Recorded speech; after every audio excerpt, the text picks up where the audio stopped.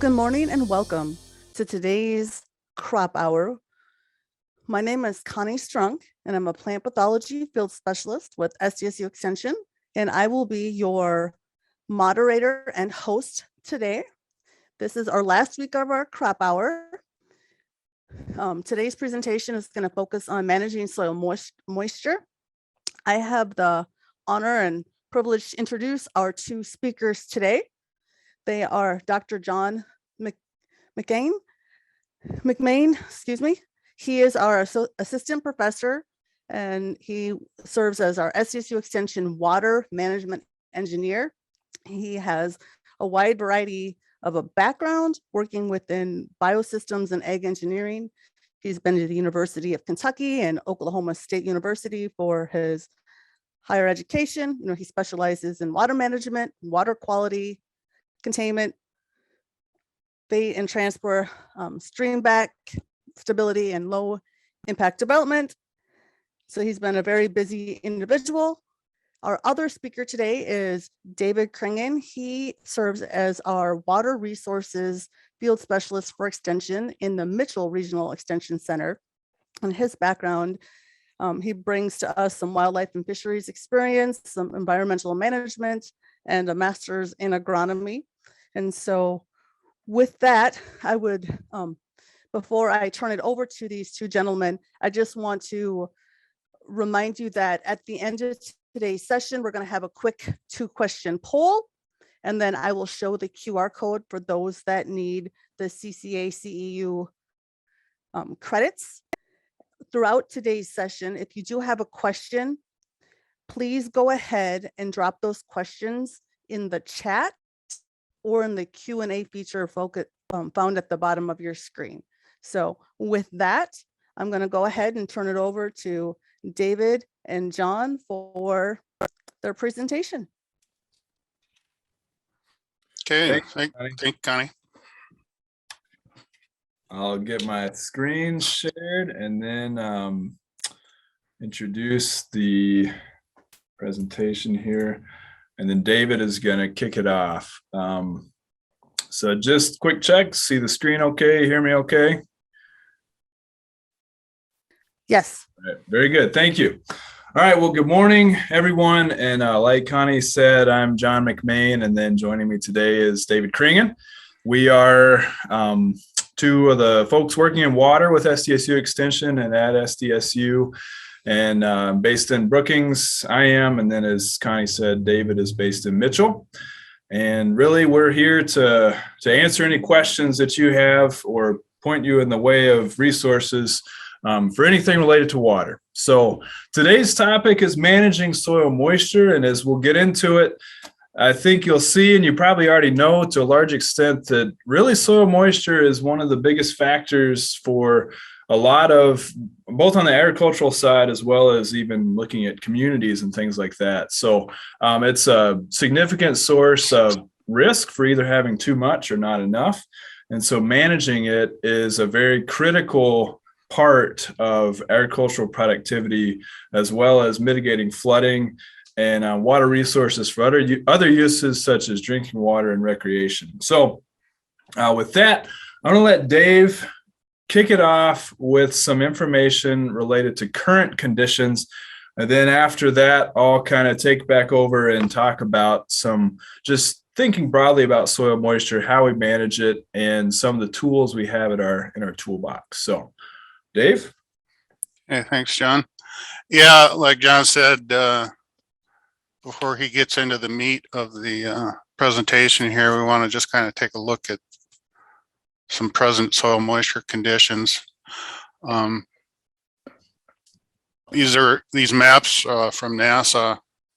I think they're essentially looking at soil moisture as we went into freeze up. I don't know that these maps have changed that much over the winter, but what's interesting about these maps is they show different levels of soil moisture in the profile. And the first one on your left, they're looking at the 0 to 10 centimeter, or approximately 0 to 4 inches, which is your topsoil. And as you can see, with the exception of maybe the northeast corner of the state, we are awful dry in topsoil in regards to soil moisture. We've, you know, as everybody knows, we've had an open winter, and going into the fall of last year, there wasn't a lot of precipitation except for that northeast corner. So things have been awful dry. And for those that did some fall tillage last year, it's with, you know, as dry as it's been and as windy as it's been this winter, we've seen a lot of wind erosion. So there were some days I was out on the interstate, and it was there was a lot of soil blowing in the air just because it's so dry in that topsoil. So, and the scale is a kind of a percentage scale. So we're well below normal in the topsoil there. As things go deeper, that 0 to 40 centimeters, which is about 0 to 15, things improve. There's more moisture down there the farther down you go. As you can see, again, the Northeast received more fall precipitation than the rest of the state, and it led to somewhat wet conditions over the winter. And you can see that in the green. The rest of the state maybe didn't get that fall precip and hasn't had a lot of opportunity for drought recovery from last year, and that really shows up in that in the southeast corner of the state there, as long as well as the southern tier. So next slide. So this goes a little deeper, 0 to 40 inches, which is what, a little over 3 feet. There you can see that the northeast quarter really is showing that they have somewhat wet soil conditions there, and the rest of the state is either normal to below normal. And again, it's kind of showing up in that southeast corner of the state is, I don't want to raise alarm bells, but it's a little below normal, according to these NASA maps. So next slide. And here just shows a national map, and although we may be a little below normal, I think we're in better shape than the states south of us that are really showing dry. This is the 1 meter or 40 inch profile. So they've really seen some drought issues there. So next slide, I think. This is a map, the latest one. I think I pulled this from yesterday, showing the snow cover for the state of South Dakota. As you can see, there's some snow cover in the northeast, but as for the rest of the state, little to none. So again, they will probably have adequate soil moisture, and the rest of the state might be normal to below average. And we're probably going to have to rely on you know, the spring precip, and let's hope we get some instead of any snowpack, because we're just not seeing the snow this year. So next slide, John. And this is I took this from the National Weather Service out of Sioux Falls. This is just showing their latest spring flood outlook. As you can imagine, they're probably not predicting much of any chances of flooding. There might be some minor flooding in that northeast corner, maybe in the Big Sioux, a little. Not really showing anything on the James River, but they're not really showing any flooding potential for this year. So. And next slide, John. Like I said, we're going to have to start relying on some spring precip. We're showing maybe here, we've got some warm days here, but maybe later this week, there's a chance for a cool down and some moisture. So we're going to have to rely on some of that spring precip, though, to bring that soil moisture back up to maybe where it's more normal. So the only questions that I would have is, you know, you look at that, you remember what it looked like in that 0 to 4 inch. Things are very dry, and I don't know if we don't get any precip, will that affect germination at all this year? I don't know, but I'm not necessarily an agronomist, so but let's just hope that we get some of that moisture. So I think that's kind of about all I had to cover for current conditions. So not bad shape as we go down the soil profile, but pretty dry in that topsoil. Excellent. Thank you, David. And so we're going to zoom out both in time and space. Although I guess we zoomed out quite a bit in space, looking at the whole country and then South Dakota as it relates to soil moisture. But I wanted to talk briefly about one way that we can kind of measure an impact of soil moisture, either too much or not enough, and that's through crop insurance claims. And so every year, the USDA Risk Management Agency puts out numbers related to the number of acres, the amount, the dollar amount for claims, and what the cause was for crop insurance claims. They do this for every county in the U.S. It's quite a database of information. And so we've started looking through that to kind of get an idea of what are the kind of main drivers of really crop loss and crop damage. And I don't think it's a huge surprise to anyone working in agriculture that generally the top problems are related to moisture. So 2019, we can think back, it was 180 degree different than where we're at right now. It was a significant snowpack and frozen ground, saturated frozen ground in the spring of 2019. And then we had some pretty significant weather events in kind of late spring. And so there was significant flooding, significant damage, both on the agriculture side as well as infrastructure in cities and small towns. And so no surprise, the number one cause for crop insurance claims, this is the number of claims, was due to excess moisture. And that was over 60% of the claims. And this trend is something that we've been seeing over the kind of, if we look at historical conditions compared to more recent conditions, this map is showing the change in annual precipitation from two periods. The first period is 1961 to 1990, comparing that to 1991 to 2009. And so what this map shows, and you can look kind of in eastern South Dakota, you see this kind of light blue color, and that's kind of North and South Dakota as well as western Minnesota. And then northeast Iowa, you see a very dark blue color. And so what all these colors are saying is anywhere from 2 to 5 inches more precipitation each year in that second time period compared to the first. And if you're in Kentucky, say, where I grew up, where we get 45 or so inches of rain a year, 2 to 5 inches really isn't, it doesn't make that big of a difference, right?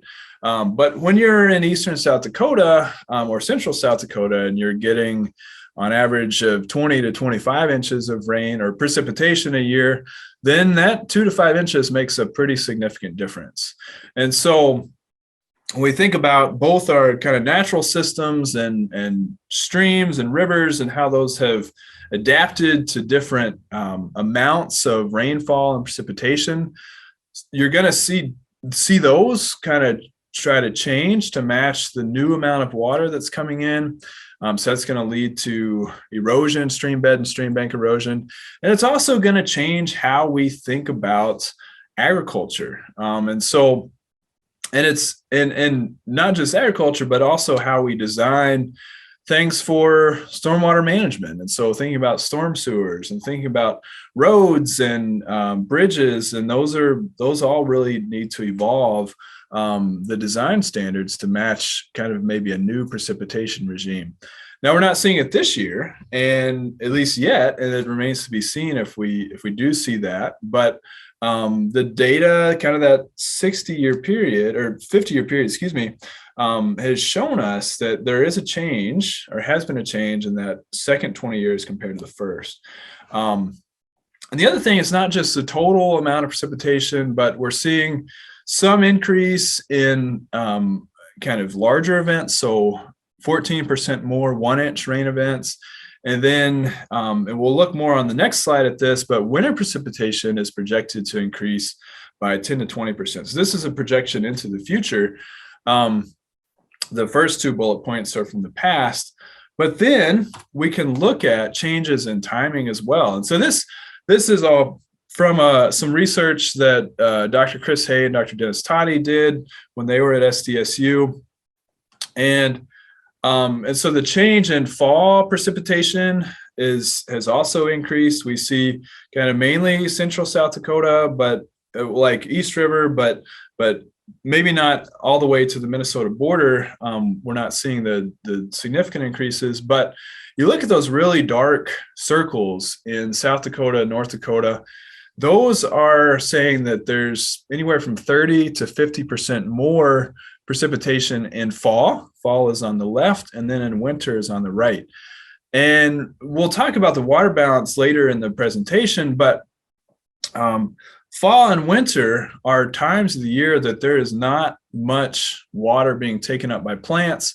There's not much water going back into the atmosphere from evaporation.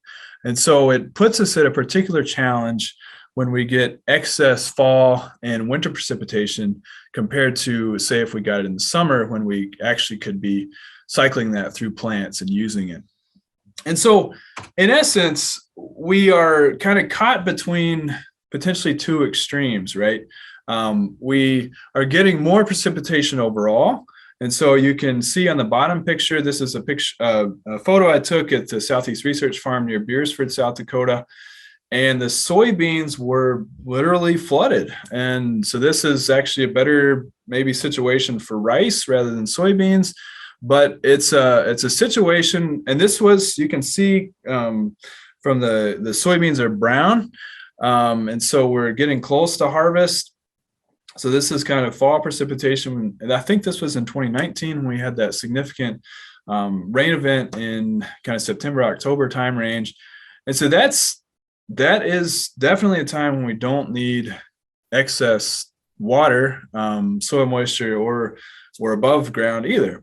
But then on the flip side, when during the growing season, it's not that we're necessarily getting significantly more rainfall during the summer months. And so then you can also lead to situations where you have too dry in the summer. And so you're having drought conditions in the summer and then too much in the fall, winter, and spring. And so that it really makes it a challenge to both farm in these conditions, as well as think about how we design infrastructure and things like that. So again, going back to our soil moisture, or our crop insurance claim, and so 2019, it was 100% due to excess moisture. No surprise, 2019 was one of the wettest years on record, and we had that really significant event in the spring as well as in the fall. And the one in the spring fell on saturated frozen soils that also had significant snowpack. But let's look at 2018. Now, 2018 was also a wet year. And so no surprise, the number one kind of cause for crop insurance claims, at least the number of claims, was due to excess moisture. But number two on the list in the same state in the same year is the opposite end of the spectrum. 100 complete opposite end of the spectrum is drought. And so you have excess moisture, number one, drought is number two in the same state in the same year. And so clearly, and this is just kind of a snapshot, right? This is just 1 year, but we are seeing instances where we have to deal with both precipitation extremes within the same year. And so we really need to build systems, agricultural systems, that can withstand these extremes. Let's look at 2017 as one more example. And so 2017 was a relatively dry year. I started in South Dakota in the fall of 2017, and so it was a dry year that year, I remember.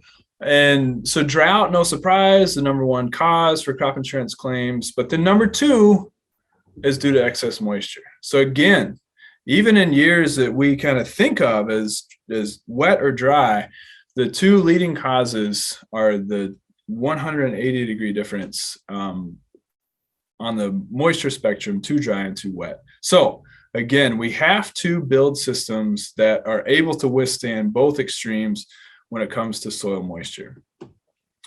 So we can think of it as a challenge, or we can think of it as an opportunity.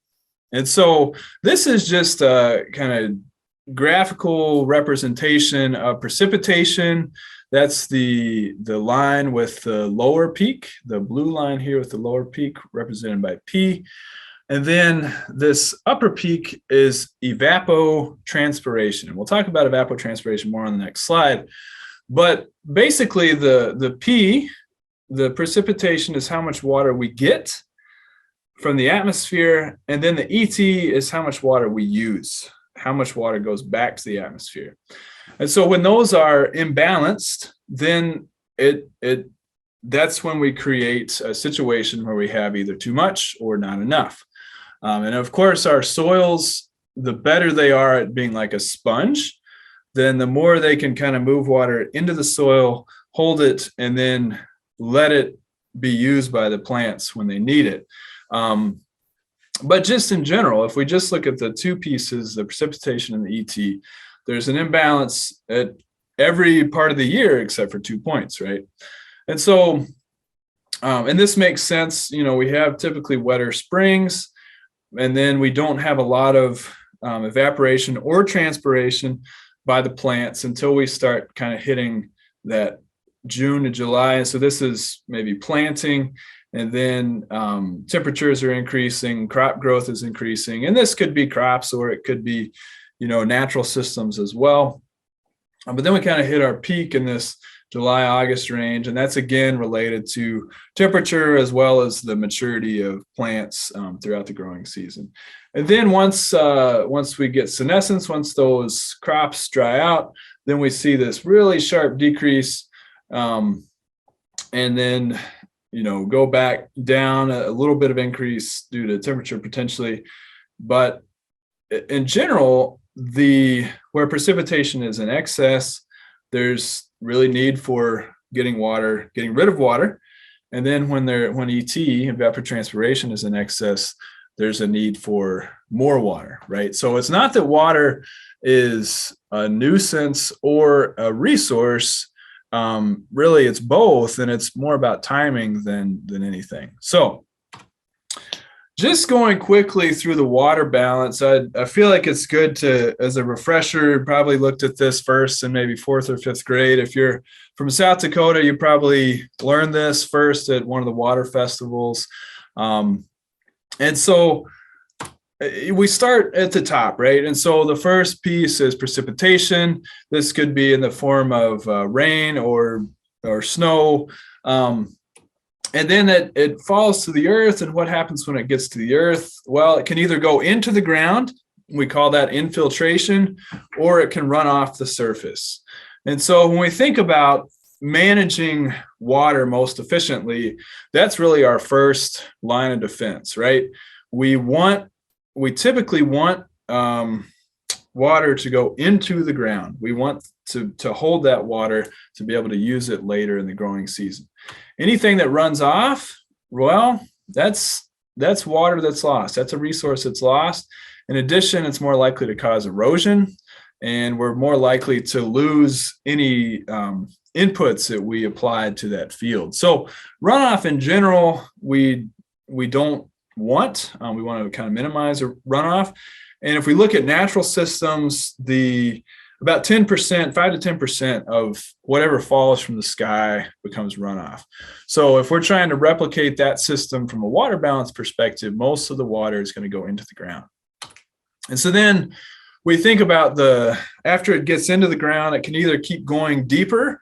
So this would be like groundwater recharge, and we call that percolation or deep percolation. But then some of it is going to flow down gradient, and this is what kind of feeds our streams, right? And so if you have more runoff and less infiltration, it also means you have less base flow, or the kind of constant flow through the summer that's going into streams. So believe it or not, but what happens in fields and in cities and in pastures all over the state, that is also something that drives kind of the what happens in a stream. And so the other thing you can think about is if you have a significant amount of runoff and less shallow groundwater flow, then there's more potential for flash flooding in a stream, right? If it's all runoff, it gets there very quickly, versus if it's shallow groundwater flow, it's going to take longer to get to the stream. And so you have much flashier conditions. But that's not the end of the water balance, right? So once it's in the soil, some of it's held in the soil, and then some of it goes back into the atmosphere. And so we call that, it's a combination of two things: evaporation, which is water taken up by the energy of the sun, and then transpiration, which is water that goes through the plants, through the plant roots, and then out through the leaves, through the stomata on the plants. And that, but both of those go back to the atmosphere. We usually group them together as one and call it evapotranspiration.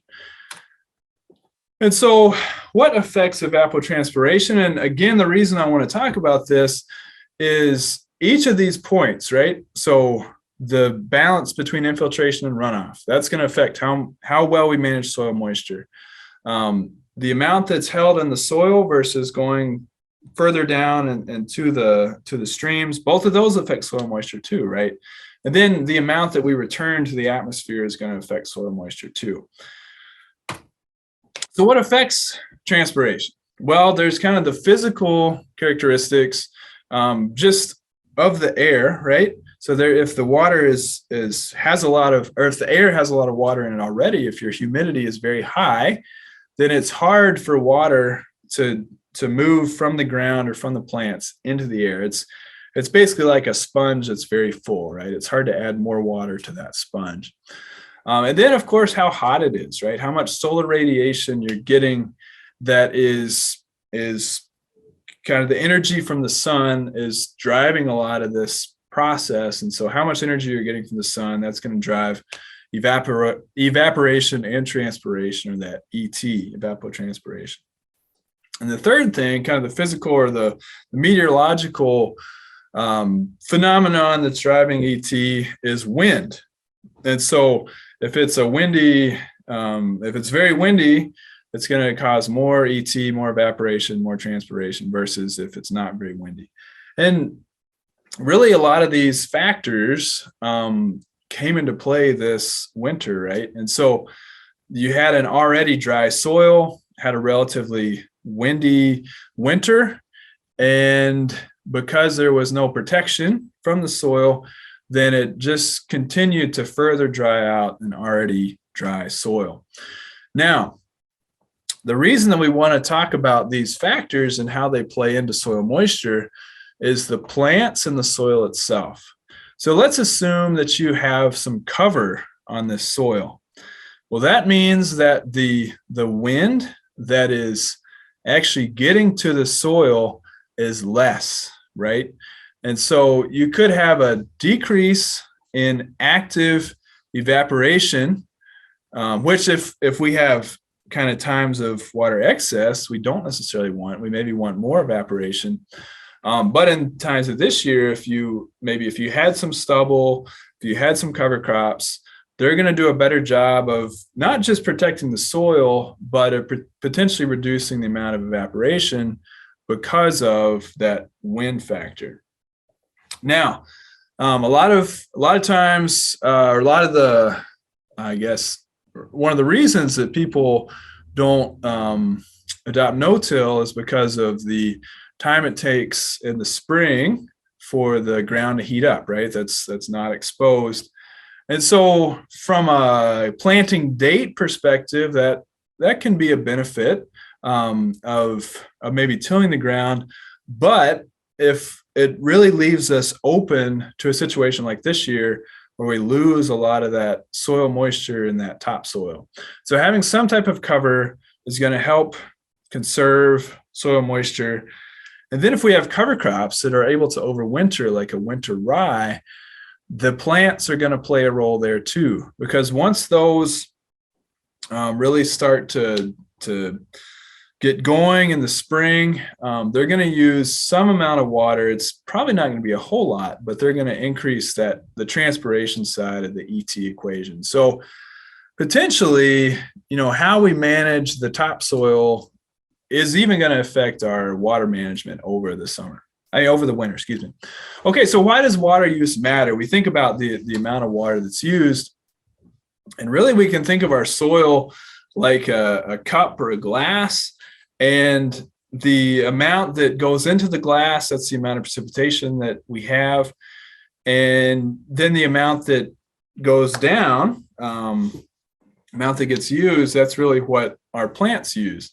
And so if we get so low that we run out of water, in essence, or there's maybe still water there, but the roots can't tap into that source, then we have a situation where we reach a permanent wilting point, and we'll talk about that on the next slide too. But and so our plants can't actually access that water. So how do we try to address this problem? Really, we need to make our glass bigger, right? We need to have a bigger volume within our soil to be able to store more water. And the way we do that is through two things. One is through organic matter. So organic matter is able to hold more water. And from a soils perspective, actually, basically, kind of the opening of the glass, right? We think about infiltration coming into the glass. If we have a lot of runoff, then we just miss the opportunity to refill our glass. So we want to get that infiltration into the ground, and we want to have a bigger glass to be able to hold more. Now, the other thing that you can think about from a soil moisture perspective is irrigation. So that's a way to kind of change the hydrology on your own, right? Change that water balance. So even if you lack precipitation, you can add more water back. And then if you have too much water, well, there's also engineering systems for that, like tile drainage, and we'll touch briefly on both of those at the end of the presentation. But let's keep kind of on the soils perspective and think about how much water can soil hold. So there's really about 6 different points along the kind of the continuum of how much water is in the soil profile. So if there's ponded water, the water is the soil is completely full. That's not a good thing, right? Because that means that our roots have no oxygen, and it's likely going to lead to either crop damage or crop loss, like complete crop loss if we maintain saturation for too long. So if we have a healthy functioning soil and a place for it to go, the next point on our soil moisture continuum is field capacity. And everything between field capacity and saturation is what we call gravitational water. So you think about the ability of that soil to hold on to water. We think about it like a sponge. So if you pick that sponge up out of water, and that sponge is going to lose some water. Some water is just going to be dripping out of that, right? And so that's what we think about in a soil as our gravitational water. It's just flowing out of the water on its own. The force of gravity is pulling it down. But then you're going to have a sponge. Like if you're holding the sponge, at some point it's going to stop dripping out, right? And so that's what we call field capacity. And so that's whenever there's still quite a bit of water in the sponge, but it's not flowing out on its own by gravity. And then if you start to kind of squeeze that water out, that's in essence what the plants are able to take out of the soil. So the plants exert some force on the water molecules to pull them up into the roots based on osmotic potential and kind of, anyway, we don't need to get into that, but water goes into the roots from the soil, and that's what we call the plant available water. But then you're going to hit a point where that soil still has water in it, or that sponge, right? You've squeezed that sponge out, and you know there's still water in it. It still feels damp, but for the life of you just cannot squeeze any more out, right? And that's what we call the permanent wilting point in a soil. And so that's basically the point where there's still some water in the soil, but it's held so tightly by the soil that the plants have a very hard time of actually extracting it from the soil matrix into the roots and then to be used by the plant.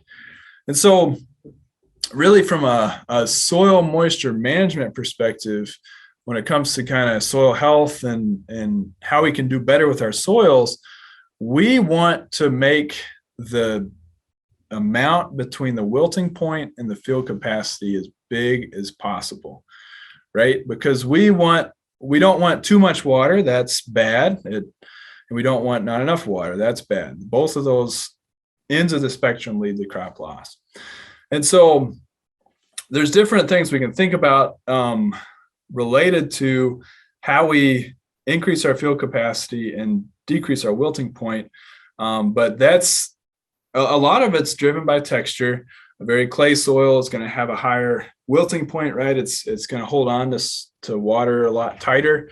And a sandy soil is going to have a lot lower field capacity, right? It's going to not be able to hold as much water. Most of it's just going to drain out by gravity.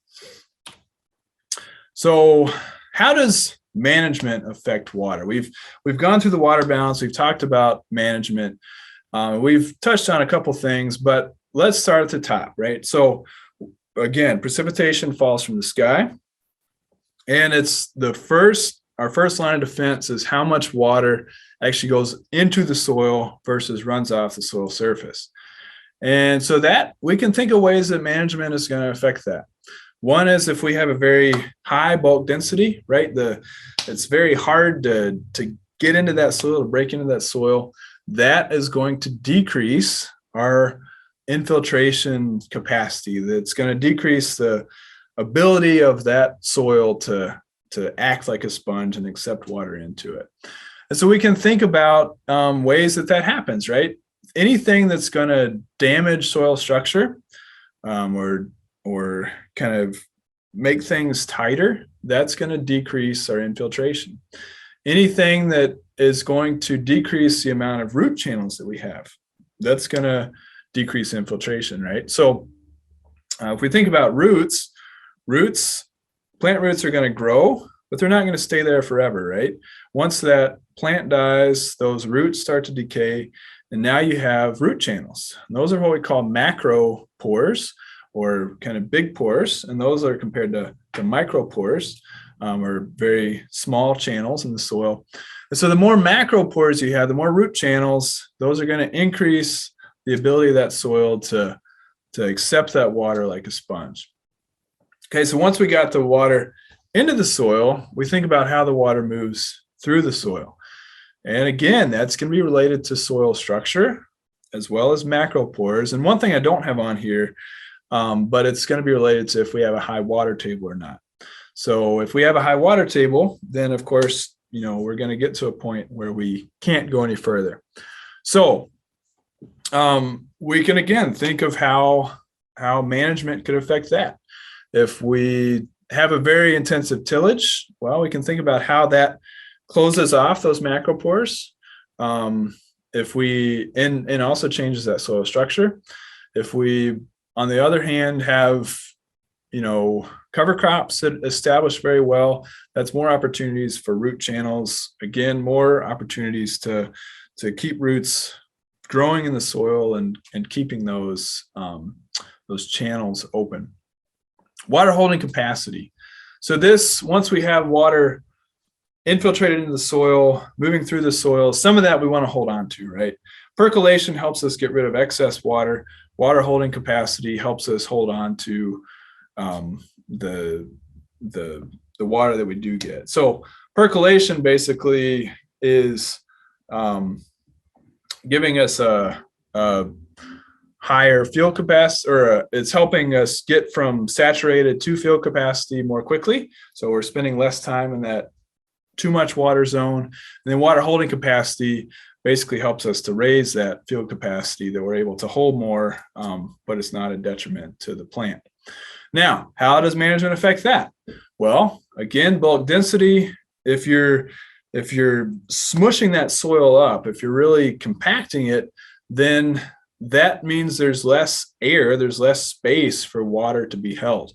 It also changes the it changes the wilting point, right? Because if it's only water that's held very tightly, then even though there's water there, it's not available to the plant.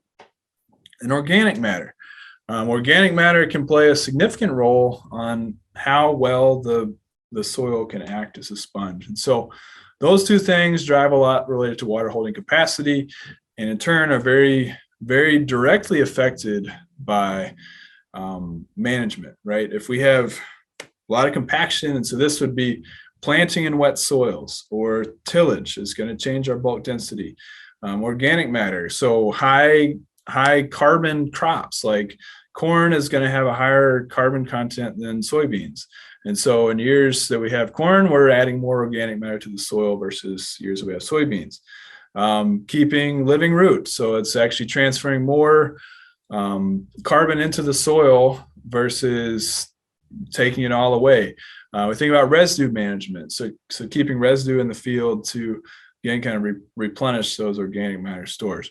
Anyway, and then the last piece is evapotranspiration, the water that goes back to the atmosphere. And so this can be affected by crop type. So corn is going to use more water than soybeans, for example. Rotations. So if you have a perennial crop in the rotation, like alfalfa, we work with some folks, some dairies, and they're able to incorporate, perennials into the rotation, and also those that kind of they get feed from. And so that can be a benefit from a evapotranspiration perspective as well. You're able to both build carbon by not taking that away. You're developing a better root system, but that's also going to change the amount of water that gets used by the plant.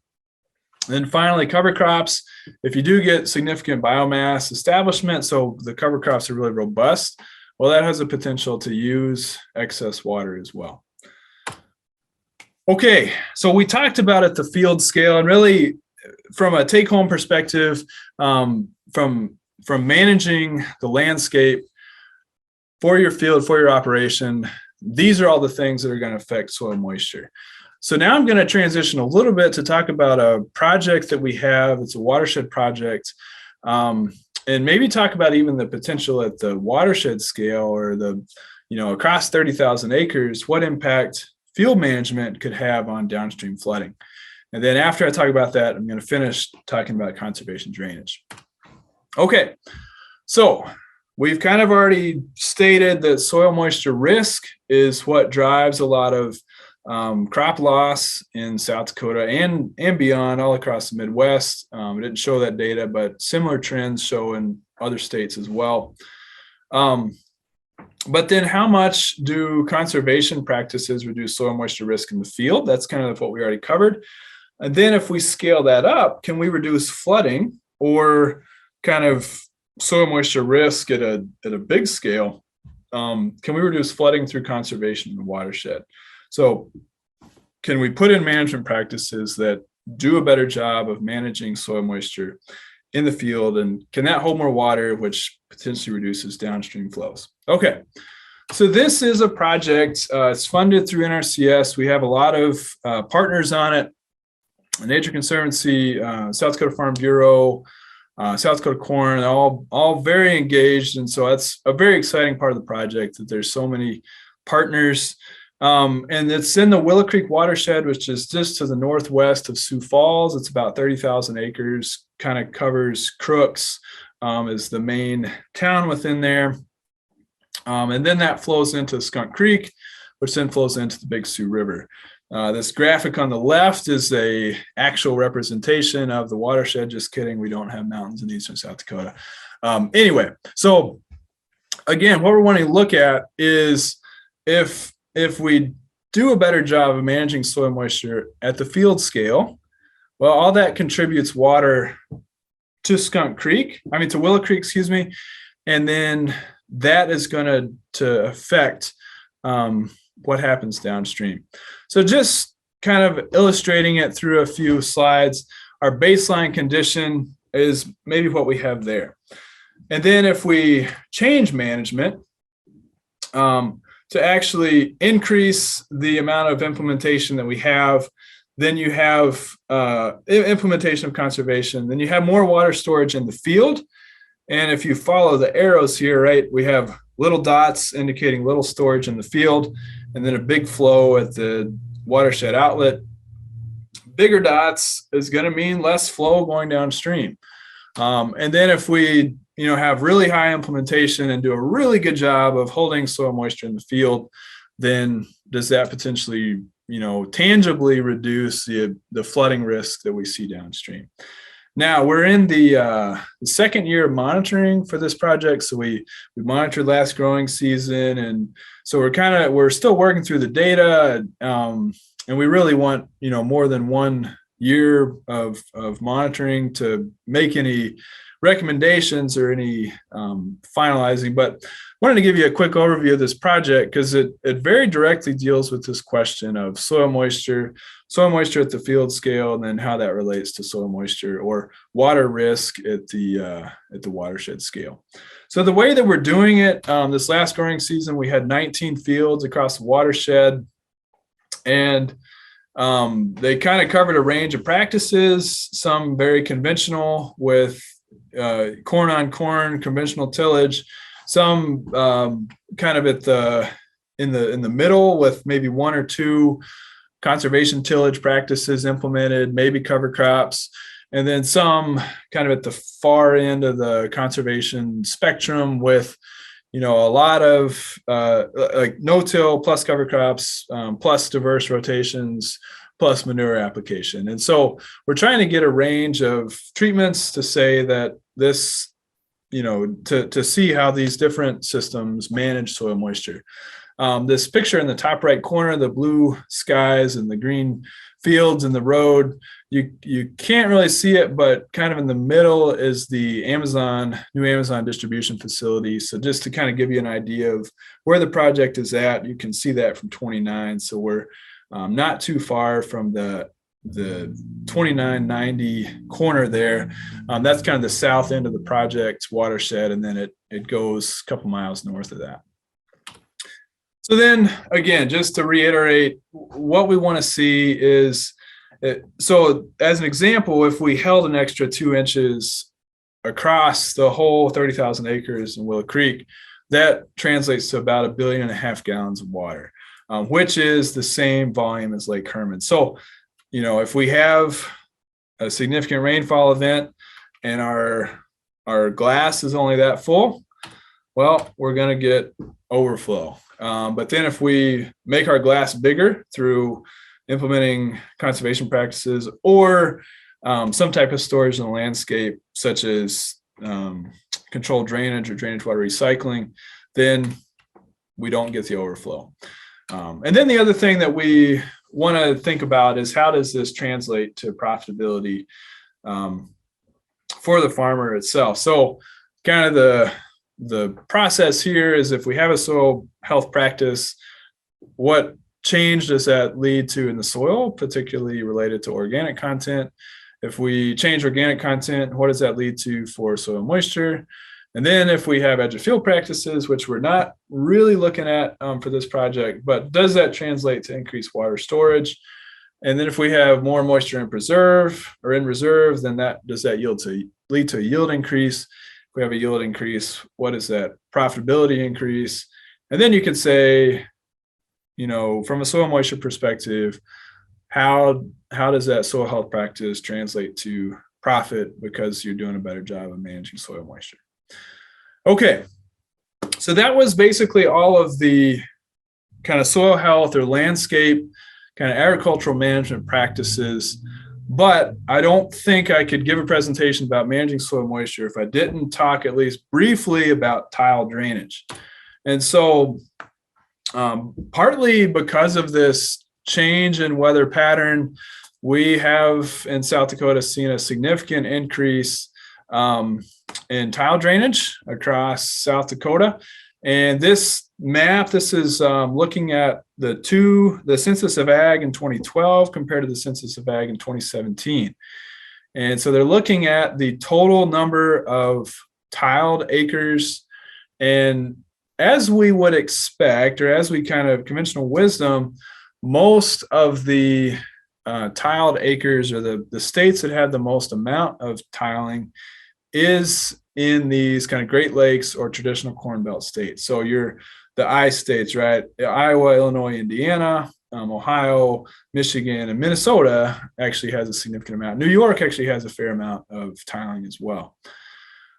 South Dakota, only 3%, according to the 2017 Census of Ag, is only 3% of the acres, cropped acres in South Dakota are tiled.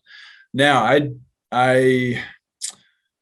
get out in the field and you go to some counties in eastern South Dakota, and it seems like there's quite a bit more tile than 3%. But if this is looking at tiled acres as a whole across the state, then on average it's 3%. Again, according to the 2017 Census of Ag. Now,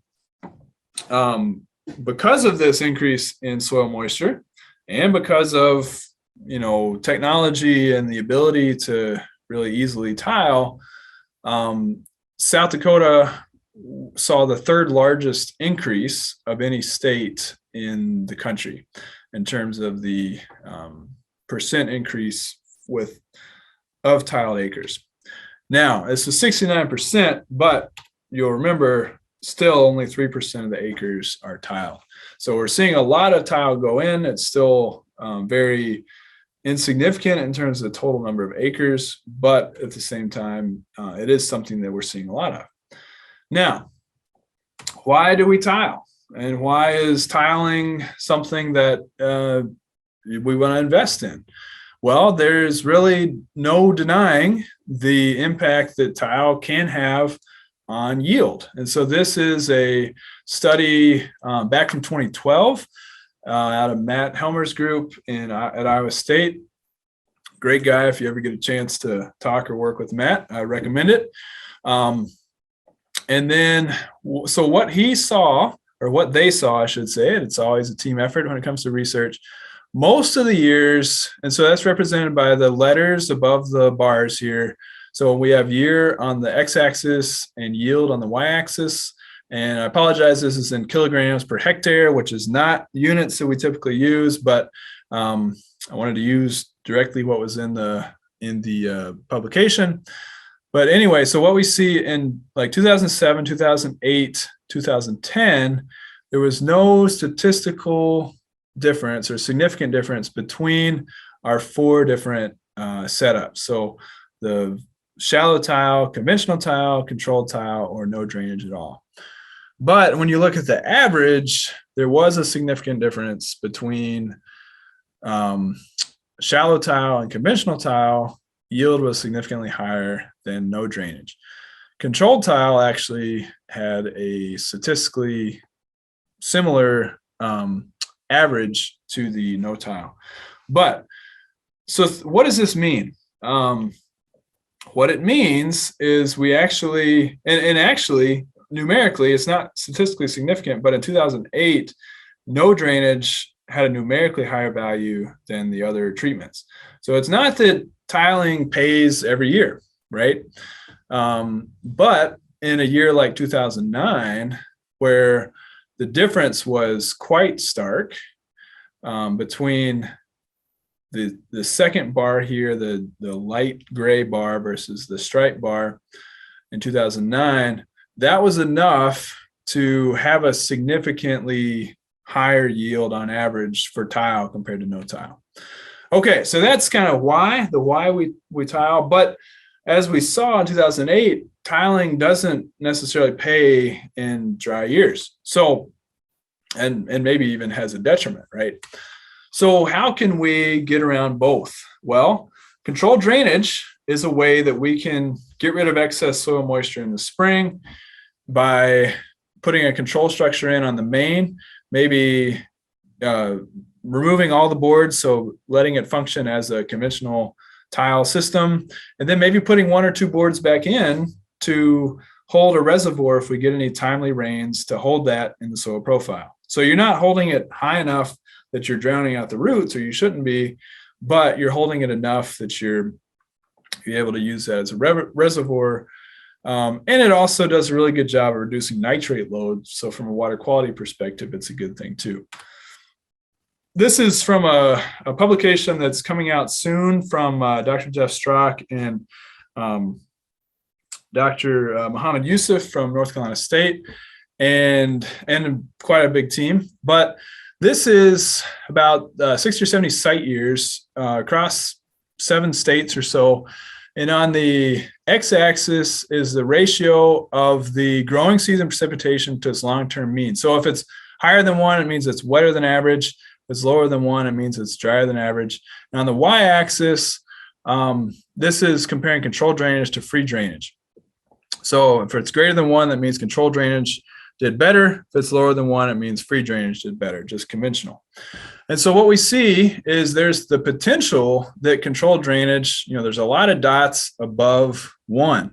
So there's potential that controlled drainage could do a better job from a yield perspective for, you're holding more water in the soil profile, acting as a reservoir. But there's also a risk, and really this comes down to management, because every value that free drainage did better than controlled drainage, this was due to managing the water table too high. So everything is manual up to this point, really not incorporating a lot of precision agriculture approaches to actually say, do we need to hold soil moisture or do we not? And so I think as technology improves, we can get all or almost all of the bad yielding controlled drainage up to the better yielding controlled drainage. And so then you have a system that does a great job of nitrate reduction and can potentially pay for itself from a yield perspective. I mentioned nitrate reduction. It's on average 30 to 40% probably, and that's all due to reducing volume. It doesn't really change the concentration.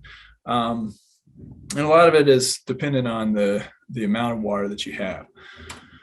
Here is a really nice tool. It's on the transformingdrainage.org website, and you can actually see areas if they are conducive to controlled drainage or not. It's a really good tool. It's kind of a screening tool to say, hey, is this field, have potential for controlled drainage? Now, drainage water recycling is taking it one step further. It's actually catching water in some type of retention pond and then using that for irrigation in the summer. So like I had said at the beginning of the presentation, we typically get too much in the fall, winter, and spring.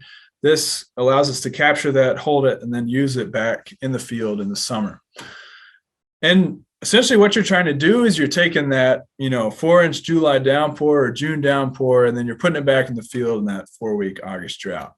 This is the last really busy graph I'm going to show. I'm almost done. We're getting close to time. And so this is again a bunch of different years at different sites, and the really dark lines is how much better the drainage water recycling did compared to the just conventional drainage. And then this is the gray lines is actually how much better the conventional drainage did compared to the drainage water recycling.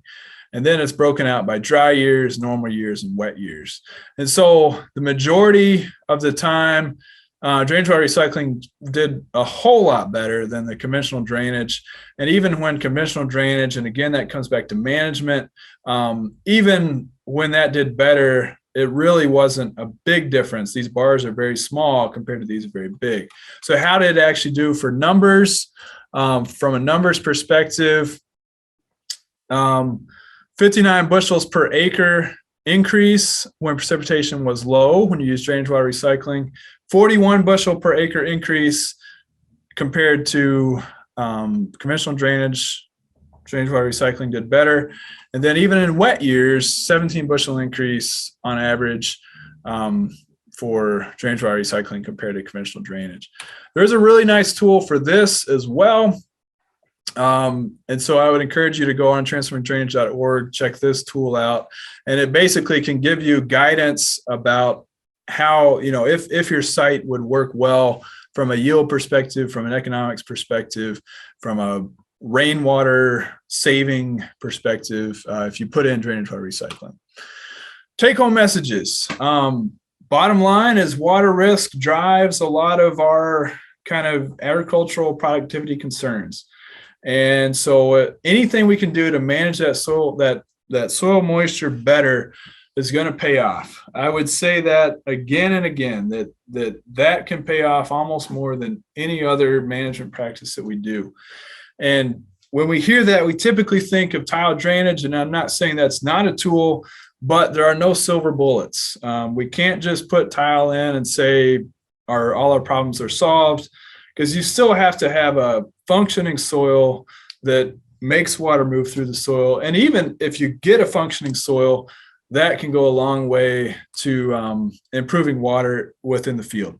Soil health can improve water use efficiency, water holding capacity, water movement through soil.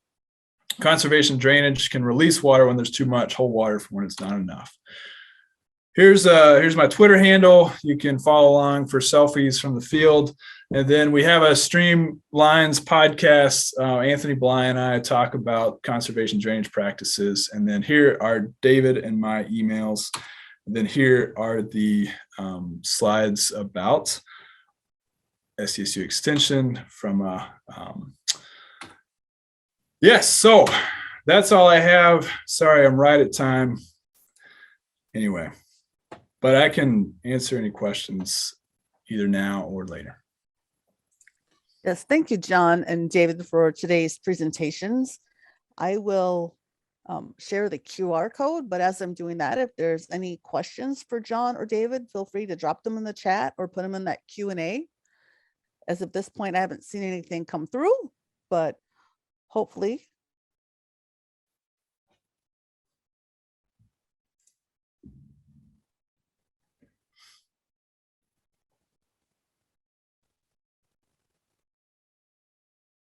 All right, for those that need that CCA CEU credit, you could take out your mobile device, open up that CCA app, and then just go ahead and scan that QR code. It will earn you 1 soil and water credit for attending today's session. So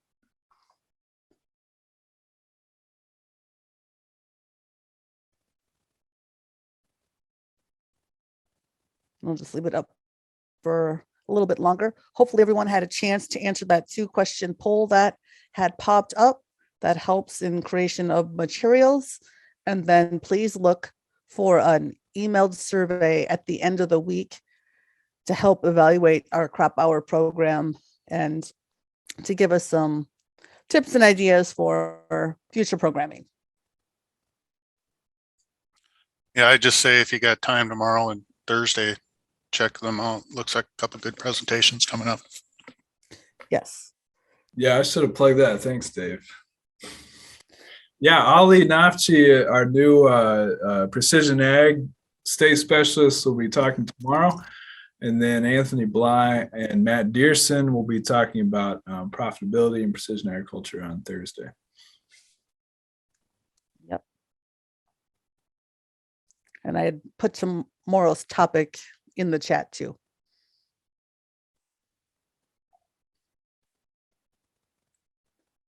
And I just put a call out there for any questions.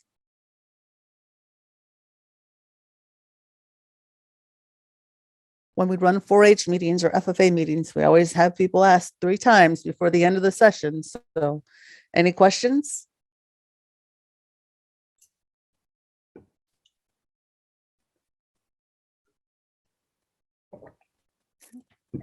Last chance, last call for questions. If not, please feel free to contact John or David with any questions that you may have. I want to thank you for attending today's session, and hopefully you can join us either tomorrow or Thursday as we finish out our last week of our crop hour webinars. Just want to thank you and tell you to have a great day.